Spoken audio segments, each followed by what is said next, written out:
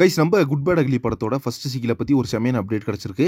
So அதை பார்த்தீங்கன்னா இப்போ ஜிவி பிரகாஷ்குமார் அவர்கள் அவரோட பேஜில் ஷேர் பண்ணி விட்டுருக்காரு. ஸோ குட் பேட் அக்லி படத்தில் இதற்கு முன்னாடி டிஎஸ்பி தான் மியூசிக் பண்ணுறாரு அப்படின்னு சொல்லப்பட்டுச்சு. பட் அவர் பார்த்தீங்கன்னா சில இஷ்யூஸ்னால வெளியே போயிட்டாரு.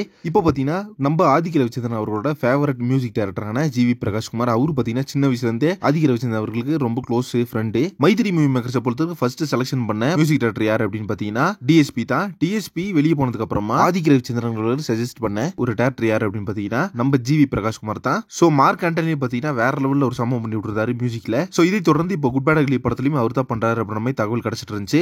பட் அவர் பாத்தீங்கன்னா எந்த ஒரு போஸ்ட் போடும்போது எந்த ஒரு விஷயம் பண்ணும்போதும் பாத்தீங்கன்னா ஹேஷ்டேக் மென்ஷனே பண்றது கிடையாது. பட் சில ஹிண்டோட தான் பாத்தீங்கன்னா எல்லா ஒரு போஸ்டையும் வந்து ஷேர் பண்ணிட்டே இருப்பாரு. சோ அந்த வகையில் இன்னைக்கு பாத்தீங்கன்னா நம்ம குட் பேட் அக்லி படத்துல ஒரு தரமான டி நம்பர் இருக்கு, காட் பிளஸ் யூ மாமே அப்படின்னு சொல்லிட்டு அதுதான் பாத்தீங்கன்னா செகண்ட் லுக்கா கூட ரிலீஸ் பண்ணாங்க நம்மளுக்கு. அந்த சாங்கோட பேக்ரவுண்ட் ஸ்கோர் கம்போசிங் ஒர்க்ல தான் நம்ம ஜிவி பிரகாஷ்குமார் அவர்கள் இருக்காரு. சோ அதுதான் பாத்தீங்கன்னா இப்ப எல்லாருமே ஒரு 3 லெவல்ல வெயிட் பண்ணிட்டு வரோம் அந்த ஃபர்ஸ்ட் சிங்கிளுக்காக.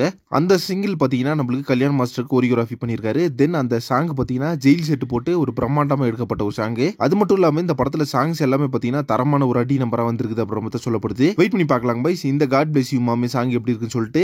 அந்த சாங்கோட கம்போசிங் ஒர்க்ல தான் இப்போ நம்ம ஜிவி பிரகாஷ்குமார் அவர்கள் இருக்காரு. படத்தோட ரிலீஸ்க்கு இன்னும் 57 டேஸ் தான் இருக்குது. சோ நீங்க எந்த அளவுக்கு இந்த ஃபர்ஸ்ட் சிங்கிள் வெயிட் பண்றீங்கன்னு சொல்லிட்டு கமெண்ட் பாக்ஸ்ல மென்ஷன் பண்ணுங்க. நெக்ஸ்ட் ஒரு இன்ட்ரெஸ்டிங் வீடியோ பண்றேன். Thank you very much friends.